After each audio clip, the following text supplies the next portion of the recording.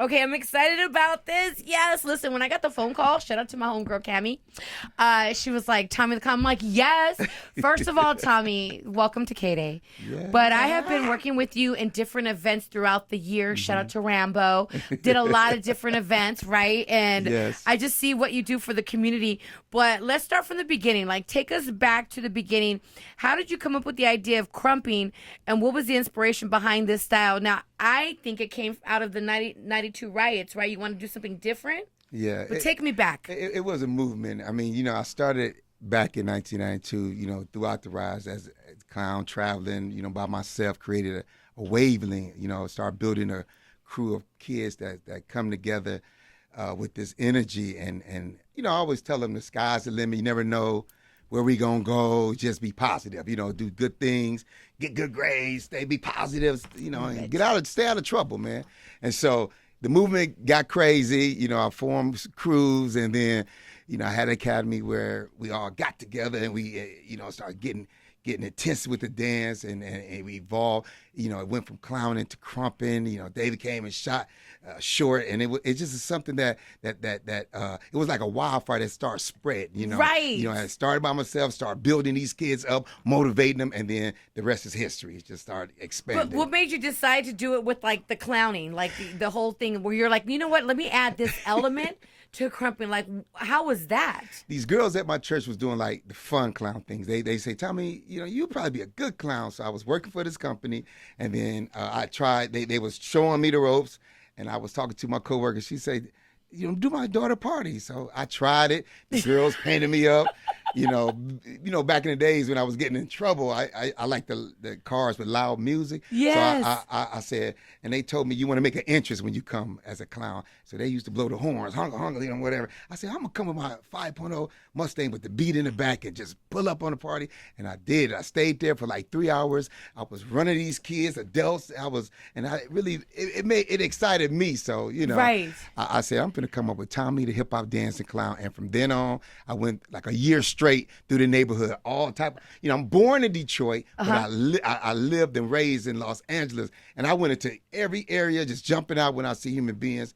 And then The rest is history. It's history. And then you started Hip Hop Clowns like 27 years ago. And did you expect it to become this huge movement now 27 years later? No, it's I never knew how I was going to be. It's been 1992, so it's actually been like over like 3 decades. So so it's like I never knew what was going to happen. All I know, this is what I love doing. And then people was wanted to be. Crews was coming out saying everybody wanted to be a part of my crew, and I used to encourage them, come out with your own crews and stuff like that. So. And I created the show called Battle Zone because now they came out and they wanted to compete against each other. Right. And so we pull up on the street and we start dancing and against each other. And I walked away. I said, we can't judge this. So I went home and wrote the script called Battle Zone, where clowns could come together all over the world and just battle on the dance floor. And the community, the people, you be the judge. And so Right. it went from But I there. think what's so different and what's so special about you is that you really tap in with the kids, and they really relate to you, and they gravitate towards you. Let's talk about the kids that you're with and that you're around. From working with you, have some of them have gone on to work with different artists? What's their career like? Wow, you're going to try to make me think deep, but I want to say the movement has caused a lot of open doors for these kids. When you think about it, they have became different artists, rap artists. They became, when I think of Ray went to mindless behavior. You got some of the kids that went out and just, it's a lot of them that it opened up the, because I always tell them, you be positive. You never know what's gonna come out of it. So it's like the doors have been open, and a lot of kids have expanded and did a lot of things. A lot of things. And listen, and then you get the phone call and they're like, we want you to be part of Kendrick's pop out show. And you're like, wait, what? This was so crazy. When I saw you guys on there, I'm like, yes, it's because you are LA. You are this is an LA culture, an LA staple, what we do. So it was, to me, it was perfect. But how was that phone call like, and work, and tell me about everything. Well, it was amazing. Me being a very humble dude, You are humble, by the way. yeah, I'm very, Yes, you are. very, I just I thank God for all the blessings that come my way. Being in the game for 30 years and up and downs, the struggles, because people don't know the story. You know what I'm saying? Inside that book, it's been a roller coaster ride, and so to still be doing, what I love doing, watching kids grow up, people leave and more kids come. It's like now it's around the world, because when I started, they didn't have digital, but now digital is here, and it's like it become an easy way to say, hey, we finna turn up somewhere, you know. And so it's been cool when Kendrick came to my academy and he reached out to us, wanted us to be in a video. We was like, it was like, man, and how the song was, being going around playing. We was like, man, let's do it. And then he, when I talked to him, he was like, it's just like he talked about me back in the days, how they used to run up in school and how he used to did his parties. So it trips me out, because I'll be like, man, I really been around for a while. And these artists have grown up with you. I mean, it is what it is. They have grown up with you. Born and raised in LA, they've grown up with you. It trips me out with that, and we told, when my crew, I got some of my crew members to do the video, they was like, man, Tommy, he's performing at the Forum on Wednesday. See, can we get some tickets? I said, okay, I see what's happening. Yeah. But before I could even ask, they called us up, said, man, he wants you to pop out at the Forum. And then, we was like, man, let's do it. So he gave us our set. We did a whole little set, a piece. We always incorporate all artists' music. That's what we do as a brand. We dance to the latest hip hop, the latest unique music, and we just do what we do. But you're like, yo, Kendrick, everybody knew They Not Like Us was going crazy, like everywhere, all over LA. People were bumping it. People were talking about it on social media. So because we know this was a big, huge moment. Yo, how long did you guys practice? Like, I would have been like, hey, we practicing now. we when we got the call, we said, we asked, like, then you want me to bring the whole crew? What was that like? He said, I think one of a few people at first, but then, 'cause I got about 40, 50 kids that I've seen them, Tommy, and they all dance they ass off. Yes. So we narrowed it down to about a cold 20, and then, we went there, we put a great show together. Didn't know how the stage was gonna be like rounded. We prepared like our backs against the wall, like a studio. So it's like, but we switched up and got ready for the round stage, and it was amazing. These kids, we got out there. DJ Head, he's the one that he introduced us the way he did. He's like, man, these guys did the Forum back in the days before us. It's like, and it's true. We did a lot of Forum. We sold out the Forum back in the day. So I'd be appreciative to be a part of like the song and the culture. I hear what people say. They say this, they say that, and I just be, man, I'm cool, man. And I love that you're humble, because you're like, I'm just appreciative to be part of the culture. You are the culture. What are you talking about? Every event that I have done in South Central, and then shout out to Teresa with the Black College Expo, because you've done a lot of stuff too with the Black College Expo performance and stuff like that. Yeah, we've been tied in, me and you, for quite some time now. Now let me read a tweet to you. This is amazing. One fan tweeted, Kendrick on the same stage with Tommy the Clown is one of the most iconic moments in West Coast history. I know it ain't just me. That shit hit different. Wow. This is people from LA. Another one.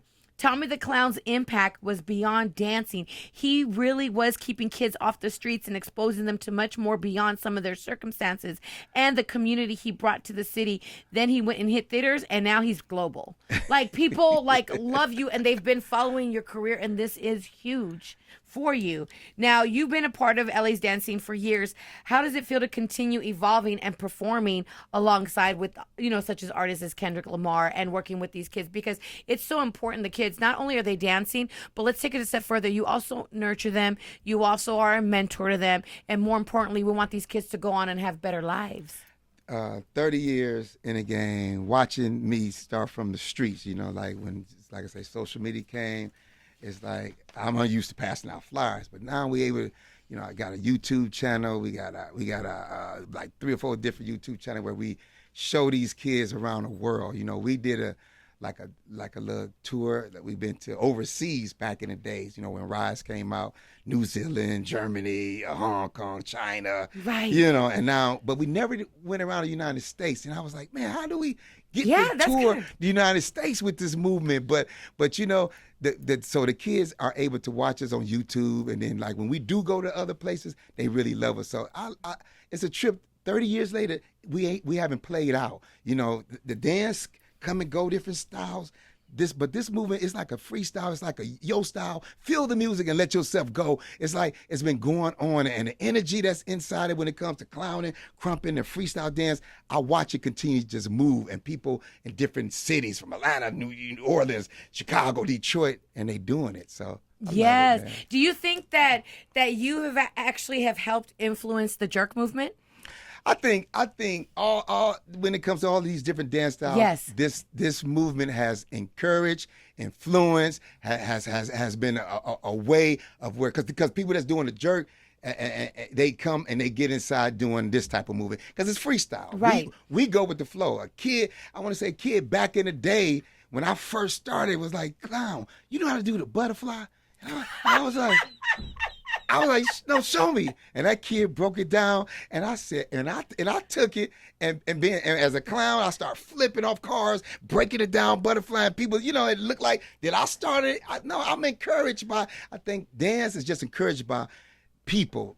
David LaChapelle put Rise out, and Rise went around the world, and you got people trying to say, who started this, who did that? It's a bunch of kids that play a part in the movement of how I started by myself and how I got people together and motivate them and let them know, man, you good at what you do. Right. You really can do this. You got people say, man, I can't do that style right there. And I said, yes, you can. Stay at it, stay practicing, and became one of the best. So sky's the limit on where you can go. It's like, just keep at it. Right. And I love the fact that it's you guys don't even try to claim it kind of infuses with each other. And that's the beautiful cultural moment of that, right? That's it. Like, I love that. Let's talk about, I want to talk about your hip hop academy. You got an academy? Yes, we got Tommy the Clown nonprofit. Tommy the Clown Foundation is a nonprofit.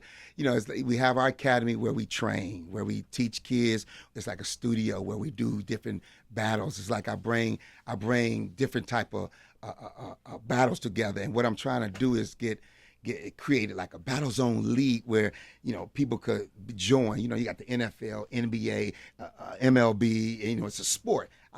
I know dancing is a sport. These kids come together and be creative in what they do. So it's like I want to give them an outlet, give them a place to go where they could battle each and every weekend, monthly. That's why, and we lead up to the big battle zone. So it's the outlet because we do different shows. 3 the Hard Way, four people walk in, dynamic duel, and that's when we do put them together, singles, doubles, triples, and just make them work together. Teamwork, make the dream work. So. And how could they get involved with your nonprofit? Because I know there's a lot of parents who are like, my kids need to do something, stay off the streets. We on Instagram, that's at Tommy the Clown. You can definitely email us. Still got that old Tommy the Clown at AOL. He said AOL, damn, Tommy. I still got it. I got official T Squad at Gmail, but I keep my little AOL. I was like, man, you still got, yeah, buddy. So I got to ask you, I have to ask you, you going to the Super Bowl with Kendrick Lamar?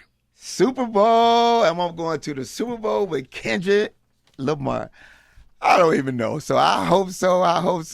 My door is open. Kendrick need us. We will come and bring that energy, but you can write the script on how you want to do the Super Bowl. They be flying through the air and through the skies and everything, but hey, you need a clown to get out. Hey, we going to put it down. So that's what it's all about. He got to make that choice. I love that. But let me ask you before you dip, you do so much and you're always with the community, you're always with the kids. I've seen you in action myself. How do you balance like your character, Tommy the Clown, and really who you are at home? Like, how does that balance come? Because at the end of the day, we still need our me time. You know what I mean? Mm-hmm. You still need to kind of recoup. How do you balance that? I mean, I got my family, very, very, when I'm at home, It's normal. I've been with my wife for over 19 years. Wow. It's like we've been happily. We both got this centerpiece of God, so we know how to just stay strong. We know she worked with me when it comes to the kids. For a long time. It's like we both got the same feeling on trying to get these kids an alternative, to let them know, get they set together, get saved, stop doing bad things, and that's what I've been about all along, because the world it's so crazy out there, so many negative avenues you can get into. So I use this platform I keep it positive. I make sure you got to stay positive to be a part of this. If you start doing negative things, we will help and try to get you some change and try to encourage you to do better, because I try to keep this thing going where people could just enjoy us going out doing birthday parties all the time, doing shows, events, popping up, showing them. And it's like you want to be positive with that. So, and it's kids you deal with. You want kids to change, you got to give them something to do. So I constantly give them outlets with the way we put things together, from shows, from, different type of, how we put our clown cars together. When we let them get involved, we try to let them know they can get into videos, get into positive things. So it's a lot that we do, and that's how I stay balanced, because this has been my life for years. For over 30-some years, it's been my life, and I'm cool with it. I'm happy with it. I wouldn't change it, and that's about it. So let me ask you really quick, when was that moment where you were like, I really do affect these kids? There had to be a moment where the kid had a conversation with you. That has come, that came up a lot of times when you hear, like you say, the tweet. You say the tweet. Yeah. I hear the different tweets. I hear people say, grown folks that came and say, man, you used to, I post a video on my page, because, I don't dance as like I used to, because I'm older. But well, I was like, you was jumping from cars. Come on. But I had to break out some videos to show, hey, don't get it twisted. You know what I'm saying? So I used to go there. And then just to hear people say, I read the comments, I'm like, man, it's like the things they say, yeah, you remember when he used to, because you understand, I have done this as a passion, I've done it as a passion, then I created a business. I ain't went to school and got this education for a business, whatever.